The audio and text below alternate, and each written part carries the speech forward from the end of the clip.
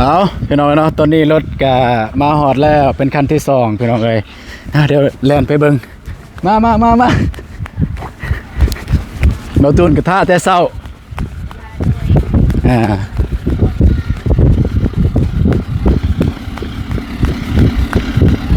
ก็ประมาณนี้รถล่างเพิ่น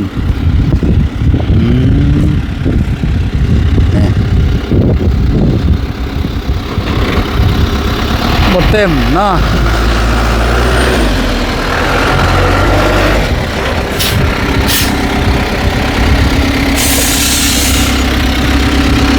คือหมดเต็มเลยตอนเว้ากันเพิ่นว่าสิใส่สูงเลยมันยังออกแต่คนมันโยกโยกแต่มันหมดไอ้เต็มแล้วมันโยกโอเคเอาทมเลยมันจะเราเล่นทางเบี่ยง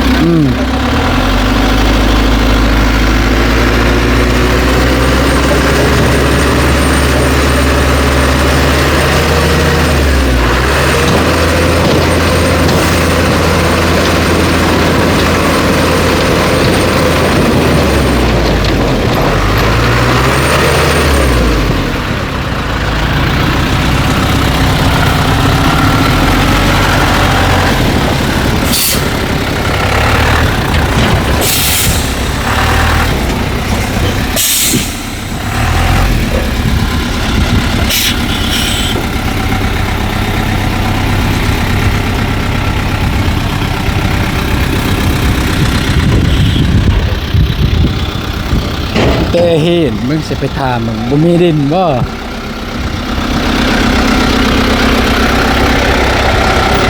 โอ้ลักษณะบ่มีดินบ่มันจะแนวนี้บ่โอ้แต่เราบ่อยากเต็มบันไดเอาเต็มเลยคือเพื่อนเว้าอันแรกเพิ่นว่าแล้วเต็มบ่ไม่อยากเต็มปานใด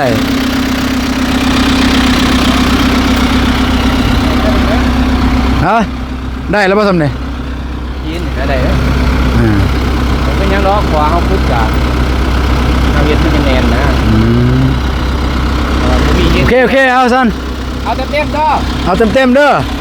เอาอยู่ไซดินนี่ใกล้ป่ะต้องละโอเคได้ไม่ต้องได้ดูว่าบนเล่นอาหารบอกบนบ้านอาหารบอกต้องกันเอาไปเต็มเด้อ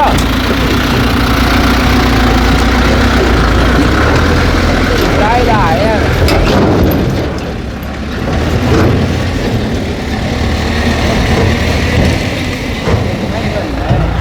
แมนสบายดีเด้อน้องเด้อสบายดีพี่น้องเด้อสบายดีเด้อน้องเมกเด้อสบายดีเด้อมาลาก3เลยป่ะโอ้โหดแท้เรื่องแล้วนี่สบายดีเจ๊คือเจ๊ไปเปล่าบ่ตื่นเปล่าวะมาเองย่างมาเลยย่างเอาบ่เลยบ่ว่าย่างเหรอว่ามันขี่รถลุงมาเธอหากระ2คันพี่น้องเอ้ยทำนี่ก็ได้แล้วนี่ดินก็บ่จะแก้พักนะดินลายแต่ยังลุกดินนี่ก็ดีกันแต่ว่าเวลาเขาจ้างหมู่จำเป็นแหละสร้างเขาก็ต้องขุดแม่นบ่อยากดื้อง่ายก็สร้างเด้เขาบอกสร้างจะเอาสร้างได้ไอ้แดงเพิ่นสิว่างอยู่บ่เพิ่นถนัดอยู่บ่งานเนี่ยยันเพิ่นอาจารย์ก็14ล้านเขามาเฮ็ดบ่ไผเขาเทคานได้สร้างได้14ล้านนั่นเด้สร้างไงบ้านใดบ้านห้วยทรายก็งามอยู่บ่โอ้สร้างสุดยอดแล้วเพิ่นเดี๋ยวเอาเพิ่นบ่สร้างมืออาชีพแล้วแม่นบ่แบบเพื่อนได้ทางเขาเห็นบ่ทางเจ้ามากับน้องบองเห็นบ่มีดอกเพื่อนหลังนึงเห็นเพิ่นบ่เพื่อนได้เห็นงามมาบ้างนี่แกะบ้างเพื่อนทางเจ้าเขามาได้ทาง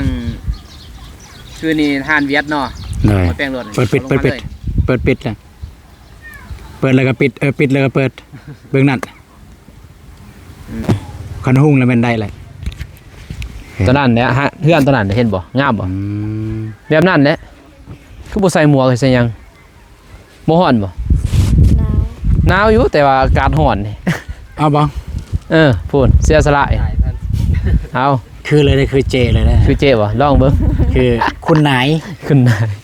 ใส่เนาะ เข้ากันกับเสื้อเลย ก็ เข้ากันกับเสื้อกับทรงกับกระเป๋า สองคันนี่พี่น้องเอ้ย 2คันแล้ว ก็ถือว่าหลายเติบเลยนี่10คันสิพ่ออยู่บ่ฮอดพุ่น ก็ยังว่า ซ้ำรถคันหนึ่งตัวนี้บ่จักนี่20บ่นี่ เศร้านะ 20ก็ซ้ำกันในตัวนี้มันโมนี่มันบ่เลิกได้นี่แม่นบ่ บ่ได้เลิกนะ เบิ่งนี้เลิกได้เบิ่งนี้ ทางล่างสิเลิกแน่นะ ก็เลิกก็แล้วพุ่นเม็ดหนึงบ่ได้ กันบ่ให้เพิ่นดุดมาแต่หันมาเพเลย แต่มื้อนี้เพิ่นบ่ได้ปรับมื้อนี้ บ่ได้ปรับบ่มันจะมาทม มาทม อืม มื้ออื่นนี่แหละ โอเคโอเค มื้อนี้ปรับบ่ทันรถดุดเพิ่นมาบ่ทัน มันบ่ทวงบ่ทันนั่นแล้ว ตัวใด ก็กล้วยอัน กล้วยล้อหมดแล้ว บ่ตัวนั้นบ่ เลย ก็หมด ว่า เลย จักหนอนนี่น้องก็สิออกในเมืองก็ว่าสิให้อายเบิ่ง กับน้องบ้องบ่ โดยกับน้องบองเลยแล้วก็เบาเตียงเพิ่นมาจักหน่อย สิออกน้ำเพิ่นบ่ เลยเพิ่นมาแล้วตอนนี้ อันนั้นสิออกกับเบาเตียงเลยบ่ บ่น้องสิออกผู้เดียว น้องบ้องเด้ น้องบองก็ให้น้องบองทา อยู่นี่ เบิ่งกับพวกอายอยู่นี่นะ ด้นบ่ออกไป ประมาณชั่วโมงนึง ขี่รถใหญ่รถน้อย รถน้อย เยอะบ่ได้ รถจักรนี่บ่ แม่นจักก็สิหาอายเลยเบิ่งกับไอ้เตียงเพิ่น มันเป็นหยัง แล้วก็มีน้องบองอยู่นี่ อันนี้บ่อึดดอกบ่สาย เป็นบ่ บ่มี สายว่าหยังเบิ่งนํกันนั่น สำได้สิเบิ่ง เออ เบิ่งก็คือเก่าไปหน่อยติแล้วมื้อหนึงนี่ว่าให้ใส่เต็มก็ย่างมามันก็ลงเด้เพิ่นว่าตอนนี้ใส่เต็มบัดขี่ม้ามันลงอีกก็ มี ขี่ ส่ ก่อน วนแต่ว่าคันเฮ็ดเต็ม คือตอนเพิ่นมาส่งอันนี้นี่พุ่นเด้ ตัวนี้บ่ แม่น ตัวน้อยนี่บ่ แม่น นี่อยู่ไสดินนี่ อยู่น้องกันดินอันนี้ ก็ยันตัวบอลทางคืนวัดนั่นบ่ แม่นคล้ายๆดินแบบนั้นแหละจังได๋ เห็นอยู่รถโจกหน่อยตอนนั้นทางคืนวัดน่ะเพิ่นก็จอดไว้เลยอยู่หั่นเนาะแต่ก็หลายเติบได้นี่ แล้วอายแลนไฟฟง แล้ว เท่าใดของอาย ใส่ ขนาด 10ท่านนี่ก็8อันนี้ก็14เมตร15เมตรบ่ 15บ่ก็ซ้ำกันซั่น ตามกันนั่นแหละ อืม 14เมตรเพราะว่าไอ้เฮ็ด3คูณ3 3คูณ3บ่ 3เม โอ้ ตร ของน้องบ่แม่น3คูณ3เด้ 3เมตรคูณ3เมตรคูณ3เมตร5 ของน้อง4คูณ4เลย คูณ4บ่ได้ใหญ่แฮง ใหญ่อันละว่าใหญ่เนี่ย15เนี่ยสิลมตื่มกับไอ้เตียงเนี่ยเอา15เลยบ่เอา18เสาเลยบ่แล้วว่า15เสา ตอนนั้นจักเท่าไหร่ 18 มันตักเร็วซ้ำ บ่มันใหญ่โพดนะยันว่า เอาหนัง ยันบ่แล้วดอกมันเอิ้นเฮามีเงิน มันก็ได้อยู่บ่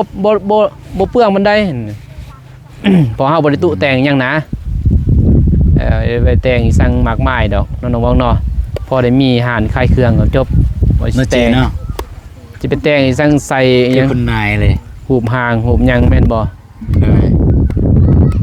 ไปแต่งแท้แต่งว่าเอาหยังขึ้นว่าเอาบัวเอาหยังเฮ็ดมันก็แพงใส่เบาใส่เกินว่าใส่บัวใส่หยังมันก็โพดแม่นบ่หานขาเนาะ บ่เห็น ถ้าให้มาเฮ็ดเฮือนเฮาจังแต่งแม่น จัง บ่ เพิ่นว่าบ่เห็นเบาตูนไปอยู่ไส คันว่าเอาเฮ็ดอันนี้เฮาก็บ่ต้องแต่งดอกมีแต่ก่ออ้อมแล้วก็โบกเลยโบกทาสีจบแม่นบ่แต่ว่าเฮ็ดพูนเฮ็ดบ่ทันเป็นเพื่อนแต่อ้ายเนี่ยบ่เฮ็ดมันใหญ่เด้ใหญ่ได้เหลือหานเจ้านี่ ไง นิดหน่อยบ่เอาเข้าเครื่องนี่สำหรับมง200 200ล้าน พรีเต็มนะ 200ล้านโอ้200ล้านเซ็ตบาทนี่ พอดีเต็มอ้าวมีนั่นเด้พี่น้องเอ้ยขอโทรเข้าไปเด้อใส่หมวกมีหยังพวกน้ำแข็งอีกเนาะมีห้องน้ำแข็งอีกโอ้ยมีครบแล้วอยู่นี่พูนเขาสิแล่นไปพูนมันไก่อยู่นี่เลยเนาะเบาเลย เปิดห้องน้ำแข็งเลยเดี๋ยวน้ำแข็งของนึงสิเอาน้ำเสียวเละบัดนี้ ยืมเงินเสียเละแม่นยืมเงินเสียวเละ เสียกาแฟลายโอ้ยกลัวแล้วตื้อแล้วเสียตื้อก็รอเบิ้งจังหน่อยเพิ่นมาอีกตัวนี้เบาเลยตัวนี้บอกเขาบ่เอาตัวนี้จบคืนตัวนี้มันบ่เอาก็เลือกบ่ได้นะตาเบียโทรว่าเอานำกันว่าเอาดินได้มีแต่ดินเพิ่นว่าแม่นบ่โทรเอากันบ่าวนุ่งได้โทรไปเลยถ้ามีแต่ดินนี่บ่าวนุ่งสิเอาบ่าวนุ่งว่าพออยากได้ดินบ่แม่นอยากได้หินน่ะนะเพิ่นว่าได้มีแต่ดินไปมาบัดเอามาพี่น้องนี่บ่สำหรับน้องเนี่ย น้องบ่ติเห็นบนอื่นน้องบ่ติแต่บนตอนเพิ่นเฮ็ดแล้วเพิ่นขุดมันยากบ่เป็นบ่นี้แต่ว่าสิทมให้มันแน่นเนี่ยโอเคดินมากแล้วเพราะว่าเป็นสิทมแล้วเอายางมาปลูกกันนะจะสิมาทุบอีกได้บัดนี้ท่านเจ้าแต่ดินทุบอีกทุบให้มันแน่นเนาะแต่ตัวนี้นี่รถเหยียบนี่ก็แน่นได้หินโอ้ตอนนั้นสร้างเขาบ่จะไปเบิ่งดินได้เอ้าอยู่ไหนบ่ไปจังหน่อยจะไปเบิ่งได้จังหน่อยจะแวะไปเบิ่งเด้อปรับแล้วบ่ทันปั๊บนะจะไปเบิ่งรถความหินใหญ่จังได๋บนโคตรหินเลยพี่น้องเอ้ยบ่ตูนนี่เอาดินมาถมนี่หินซำนี้ยังว่าย่านนี่แม่นบ่บอนเบานุ่งกันหินพลานเลยจักสร้างบ่เสร็จจังได๋จ้ะบ่จักเพิ่นสิเจาะได้จะเฮ็ดได้แล้วแต่เพิ่นเด้เพิ่นว่าเจาะบ่ได้ก็ตั้งเลยเซานั่นแหละเพิ่นถ้ามันแน่นแล้วบ่รับประกันถ้าสร้างว่าแน่นถ้าประกัน10 ปีถ้าว่าสร้างนี่ไอ้เสื้อประกัน10 ปีโอ้ยมันกลัวอีกซานี่ไอเสื้อเพราะว่าไอเคยเห็นเดมาเดือนไปเฮ็ดบนนี้บนนั้นนะไอไปเบิ่งหมดนะสร้างอยู่ในบ้านบ่ด้วยแล้วว่าหาสร้างเพิ่น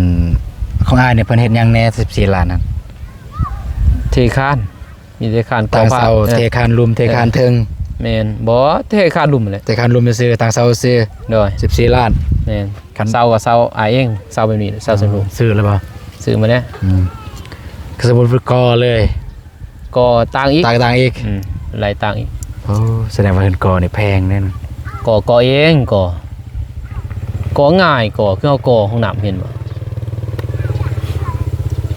บ่ยากก่อจ้างโอเล่จ้างว่าโอเล่ก่อเนี่ยแพงนี้ก่อเองโบกเนี่ยให้เขาโบกเขาเป็นโบในเขาโบกจะได้เฮาเป็นเฮาเฮ็ดเองดีกันซ้ำก่อนี่เจ้าก่อได้ตอนเสาร์มากับน้องบองงอกน้องบองผสมปูนแม่นบ่ผสมเป็นอยู่ป่ะฮะเป็นนี่เด้อเดี๋ยวนี้สอนก่อนสอนก่อน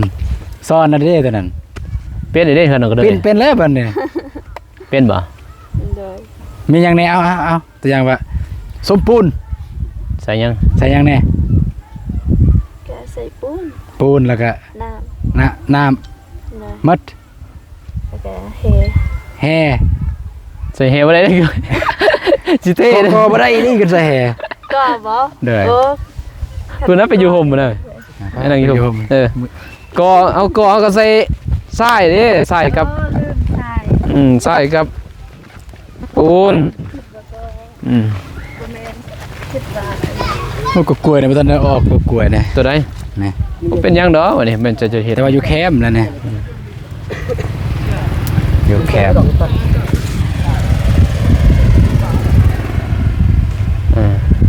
รถคันเดียวเนาะของเพิ่นเนาะคันเดียวทางกระทะและบัดมือนะ2คันโอ้10คันบ่พอดอกตัวคิดว่าอยู่บ่พอ10คัน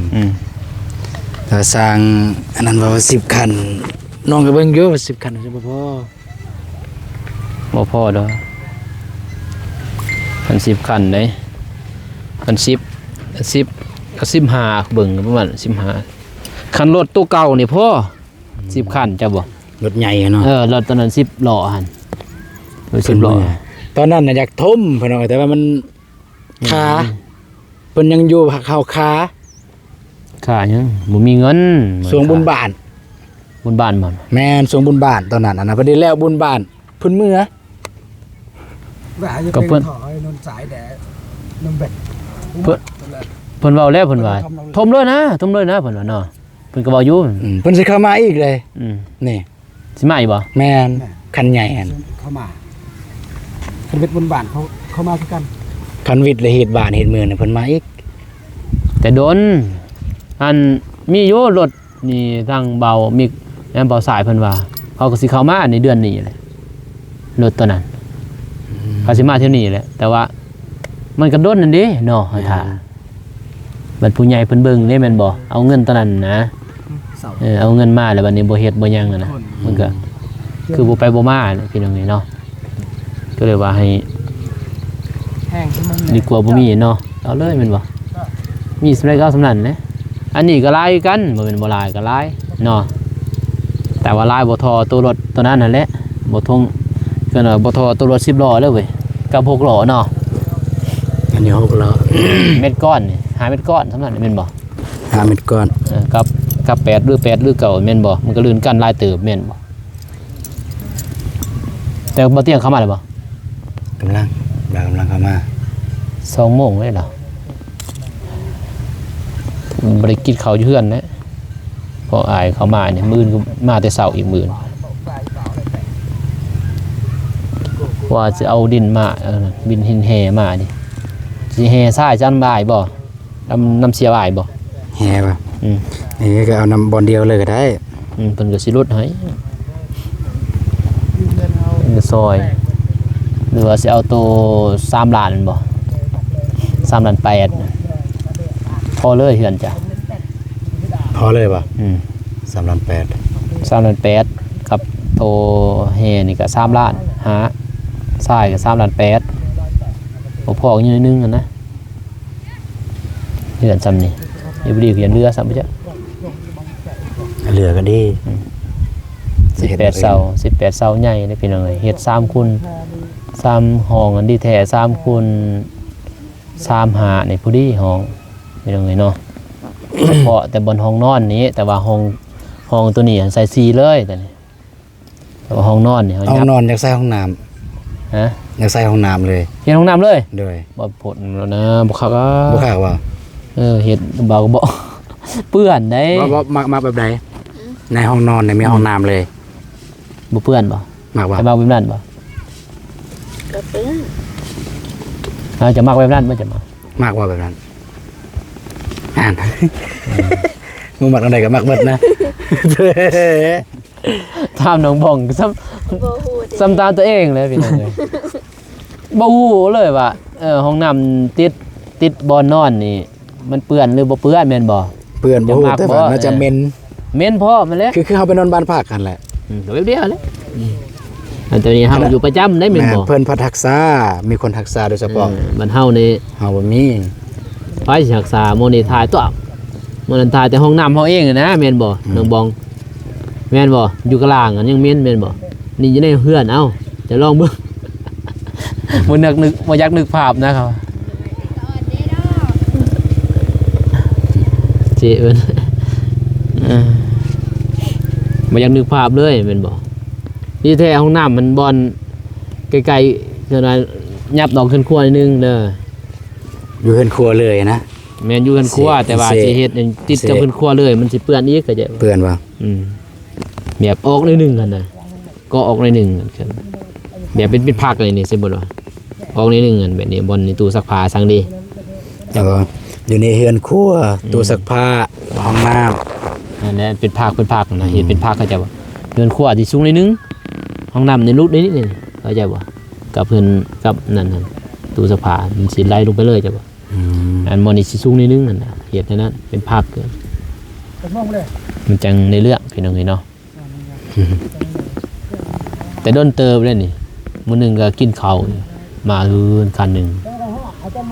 มื้อนี้ยันบ่10คัน บ่แล้ว บ่แล้วแต่จะเจ้าจะคันงบนี่ถ้าบ่เต็มนี่จะเอาจะคัน ถ้าบ่เต็มเอาซ้ำเต็มเลย แล้วแต่เนาะ เดี๋ยวแบบซ้ำแบบ สำได้ที่สำเต็มที่เฮาเก็บไว้งานสำเฮาแทกนะเรื่องตัวอย่างว่า10คันแล้วมันยังบ่พอ เอาเลย เอาเติมเลยว่ามันเต็มสำใดเอาสำนั้นบ่แม่นอยู่ว่าจังซั่นไปเอา100คันบ่ได้แล้ว นี่แหละซ้ำเต็มนี่นะ เอาสำเต็มมานะน้องคิดว่าจะบ่ฮอดดอก20คัน มันสิปลาย 10ปลายคัน เพราะว่าอยู่นี่เห็นว่านี่มันบ่ได้เปลืองหลายนี่เพราะมันอยู่นี่มันโน่นนี่เด้นี่อันนี้โน่นได้นี่โน่นได้แม่นบ่เขาดูดออกได้นี่ มันลงอยู่หั่นมันลง มันโน่น มันโนนอยู่นี้ โน่น แล้วก็มันลงอยู่บนนี้ โน่น ลงอยู่บนนี้มันโนนไปพุ่น บนนั้นรูปแห้งเด้หย่อน ลุก พี่น้อง บนนี้ ก็เลยว่าอยู่นี่20คันจะเบิ่งคือลายบ่หลายแม่นบ่เพราะว่าหมอนี่โน่นเด้ แม่น นี่มันโน่นกลัวอันนั้นนี่บนนี่โน่นร้ายนี่พี่น้องก็เลยว่าเบิ่งคือ20คันคือลายเนาะก็เดี๋ยวไปมามันดูดก็คือซ้ำกันนั่นแหละก็เบิ่งไปพี่น้องนี่เนาะแต่ว่าสิฮอดไสบ้านหนองบองเบาตูนนี่ก็ผ่านไปเดือนกว่าเลยพี่น้องแม่นบ่ แม่น แต่ว่าไปประทันฮอดไซด์พี่น้องเนาะผมมีเวียบ่นุ่งก็ตอนนั้นก็เฮ็ดห้องน้ำนอกก็เลยก็เรียนมาเบิ่งนอกเพิ่นได้เดียวเห็นห้องน้ำก็เลยก็ที่สำเร็จสิสรุปตอนแรกนี่ได้สิสรุปว่าสรุปคือนี่อันเลยว่าทีมงานมาแต่ละจึงก็เลยบ่ได้สรุป ของน้ำน้องได้ว่า โดย น้ำน้องเนี่ยตอนใดละเท่าใดตอนนั้น3ล้าน 3 ล้าน 3ล้าน ทางอ้ายก็ยังบ่ทันเบิ่งบินประมาณ3-4 ล้านนี่แหละ4-5 ล้านประมาณ5 ล้าน 6 ล้านนี่แต่ก็เบิ่งก่อนเบิ่งบินก่อนเว้าก็ยังบ่ทันเว้าพี่น้องเนาะบ่ชัดเจนเด้ต้องเบิ่งบินละเอียด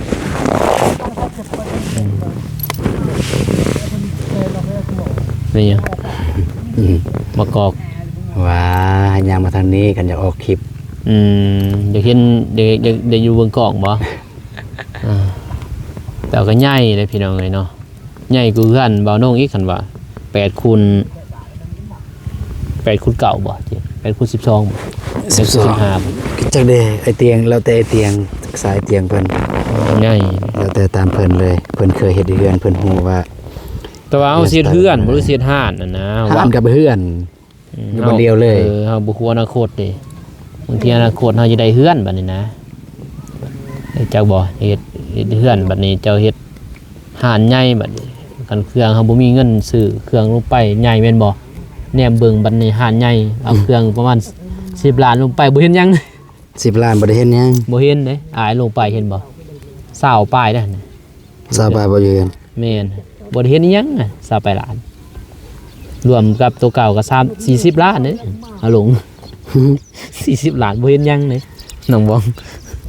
มันเครื่องแพงเด้เดี๋ยวนี้พี่น้องเอ้ยคือว่าน้ำแบบ2แบบ4เดี๋ยวขึ้นราคาเท่าไหร่เนาะมันแพงแต่ว่าเฮาก็เฮ็ดนั่นเด้เป็นประเภทเป็นของสุกของหยังอยู่แล้วขายของดิบจักบ่ประเภทซีนไก่ซีนหมูซีนเป็นปลาถอกปลาทูจักบ่ซื้อมาไว้เฮ็ดตู้แช่นั่นน่ะขายพออาหารเจ้านี้เกินว่าเฮ็ดนี่ทำเลได้เรื่องพี่น้องพอดีเขาเจ้ามักบ่นี่ออกมาแต่ก็การเว้ากันว่าอีเด้เนาะเว้าม่วนลูกค้ากับเขาเว้าบ่ม่วนลูกค้ากับเขา นะ มันแล้วแต่เรื่องค่ายเครื่องนี่สำคัญที่สุดก็คือการเว้าให้ได้ให้เขาหารเฮาคือว่าคือเขาว่าและอีหยังพระนั่นลูกค้าคือพระเจ้าเพิ่น อย่างงี้เนาะเพราะว่าทำเลนี่แต่ FC เพิ่นว่าอยู่ในก็ได้เพิ่นว่าแนวหาดนี่ยันเขาเฮ็ดทางตัวนี้เขาบ่ได้เฮ็ดใหญ่ดอกเพิ่นเอ้ยเนาะสูงสุดแล้วซ้ำนี่แหละ มันทางลวง มันบ่แม่นทางนั่นได้เพิ่นเอ้ยไปคือไซแดนบ่นี่อยากว่าอยู่อันนี้บ่ได้ไปไซแดนไซเพิ่น ทางอยู่บ้าน ทางอยู่บ้านแต่พอเป็นโครงการซื่อๆได้นี่แต่บ่เป็นโครงการบ่แม่นทางอย่างแม่นบ่ถ้าบ่เป็นโครงการไฟฟ้าอันนี้คือนะผลกระทบไฟฟ้านี่แหละทางนี่แหละ ปีได้ก็เต็มหมดแล้วจ้ะเต็มหัวเลยแหละขี้ดิน อันนี้นี่ซ้ำนี่แหละพี่น้องเอ้ยแต่ว่าแต่ตัวนี้ซื้อแม่นบ่ไฟฟ้าซื้อเขาตั้งเขายับมานี่แม่นบ่ยับมาแต่ทางไกลเติบเพราะว่าเขาอยากอนาคตเขาอยากเฮ็ดยังบ่บูไปเลยเนาะหรือว่าสิเฮ็ดไปพุ่นบ่ทางตัวนี้ไปอัตตปือบ่สอดได้นี่หรือปากซอง ทางนี่วะ บ่ฮู้เด้บ่ฮอดดอก ปากซองฮอดเด้จะบ่ปากซองฮอดบ้านเบาโกเนี่ย มีแผนอยู่ได้ยินอยู่ แน่ แต่ผลกระทบถึกดินถึกสวนก็เจ้า ไปฮอดได้บ้านเบาโกนี่ทางตัวนี้ปากซองเนี่ยหนาวพุ่นเด้แต่ก็จะคิดไปเฮ็ดหยังเนาะ ถึกเฮือนเบาโกเลยเบาโกกำลังนอนเลย เพื่อนเบาโกนบ่อนนั้นบ่อนหยังถ่ายทหารเลย โอเครอท่านดินมาก่อนพี่น้องเอ้ย ดาวแฮซ่าอยู่นี่ ได้ มาทีมอยู่นี่นั่นเนาะไปจะได้รถมา นี่บ่มีรถใหญ่มีแต่คันเดียวนั่นแหละ ถ่ายรถยื่นเหรอ คือเก่าไอ้น้องอยากไปเบิ่งบนเพิ่นขุดมาเลย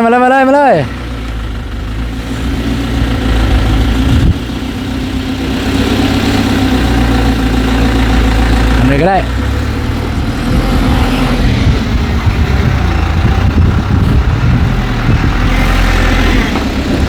ถ่ายก่อน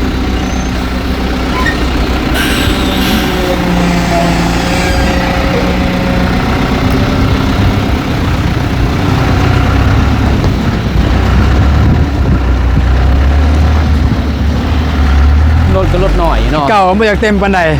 ฮะ ไม่อยากเต็ม ไปเต็ม บ่เต็ม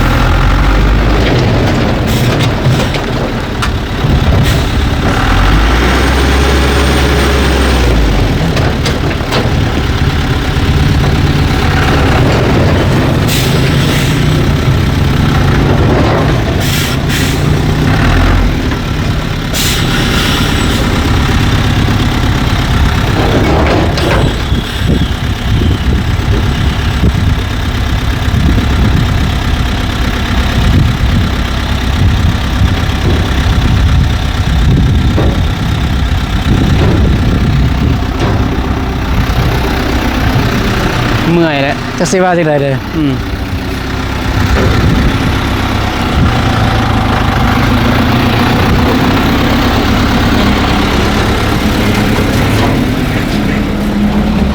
ผมมีทางเลือกนะ บอกให้เต็มกับโบเต็มเนาะ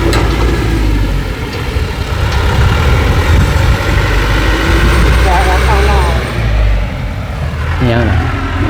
แบบเรื่องเต็มซ้ำเต็มฟ้านั่นแหละเต็มมานั่นแหละ แต่ว่าร ถมันลง มันลงแล้วครับ เวลาแล่น เพิ่นบ่ได้ใส่อันนั้นนะ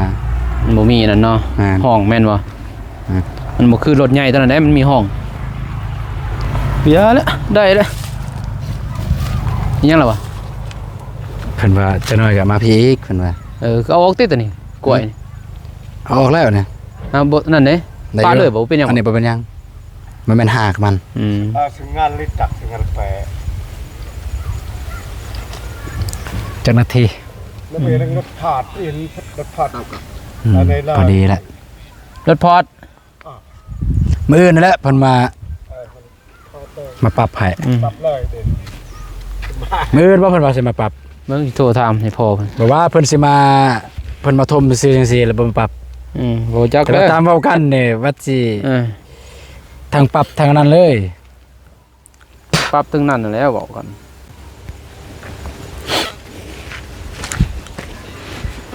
เว้าน้ำลูกน้องแนวหนึงพี่น้องเอ้ยเว้าน้ำหัวหน้าแนวหนึงเมื่อยแหละกันฮู้ที่แรกนี่ทางทีมงานทางเบาโหน่งเบ้าพี่น้อง กันเว้ามันบ่ตรงกันเนาะ เลย แต่ว่าเฮาก็กระเทือนว่ากันแหละก็ยามันนี่ก็สิมีแต่ว่าเพิ่นว่าถึงรถทุยเลยได้600,000ทุย ถุยหายเลย ฮัลโหล โดยสบายดีพ่อ สบายบ่าว ให้เพิ่นใส่เต็มๆเด้อเต้บ่เต็มนี่เว้าก็เมื่อยแหละ คือสิบ่ให้เขาตื่นแต่ว่าดินมันมีมันโจกง่าย มีเฮียนกะยาเฮาบ่ติดอกนี่เฮียนกะยามันแต่ว่าให้เต็มๆนะ เต็ม แล้วรถพอร์ตเด้อคือบ่เห็นมาดุดนี่ สิเอารถฟอร์ดบ่เดี๋ยวสิเบิ่งก่อนว่ามันเมาใส่แล้วอันบ่ได้นี่เจ้ารถโจกเลยแปลงให้ฮะ โดย ใส่เขาอีกบัดนึง มันบ่แป้งบ่เป็นดอกอันนี้ทมบ่แล้วจะเทื่อเด้อนี่คูณขึ้น เอาเบิ่งกัน โดยบ่ได้ก็จักสิว่าที่พี่น้องเอ้ยเว้าก็ เพิ่นว่ามาเอิ้นบ่ ใส่จักน้อยเพิ่น จะน้อยบ่รถฟอร์ด ถามเพิ่นว่าคันบ่ได้บ่มีรถพอก็สิเอารถโจกตอนนั้นมาแป้ง รถโจกก็ได้คือกัน อืม รถโจกแห่ง ง่าย ง่ายอยากได้ดินก่อนนั้นมาพี่กระจกวาง โจกไปแล้วแต่เพิ่นนะเพียงว่าในให้แป้งที่เฮาเว้ากันนั่นน่ะ แม่นต้องได้แปลงนะ บ่แป้งสิเป็นบ่เนี่ยนี่ แม่น พี่น้องเอ้ย โอเคพี่น้องเนาะก็มันสิยืดสิยาวพี่น้องเอ้ยก็คิดว่าจะถ้าสิอัปเดตเลยมันก็พุ่นละฮอดค่ำพุ่นละมันสิยาวพี่น้อง นี่แหละมื้ออื่น ก็รถคันเดียว มื้ออื่น ก็ต้องได้รอท่ากันไม่แต่ว่าอย่าลืมติดตามทั้งสองทีมงานจะอัปเดตไปนำกันพี่น้องเนาะไม่ว่าแต่เบานงเบาทรายเบามิกหรือว่าเบาเตียงจังน้อยก็จะเริ่มเบิ่งทั้งสองทีมงานเลยว่าเพิ่นจะโทรมื้อนี้แล้วหรือบ่มื้อนี้ก็รอท่าเบิ่งนำกันแล้วก็เพิ่นปรับอันนี้จะแล้วมื้อนี้หรือมื้ออื่นก็รอท่าเบิ่งนำกันพี่น้องเนาะโอเคสำหรับคลิปนี้ก็สิขอจบคลิปนี้ก่อนแต่ว่าเจอกันมื้ออื่นคลิปนี้เบานงแล้วก็เบาตูนขอกล่าวคำว่าสบายดีเด้อน้องมิก บ๊ายบายไป บ๊ายบาย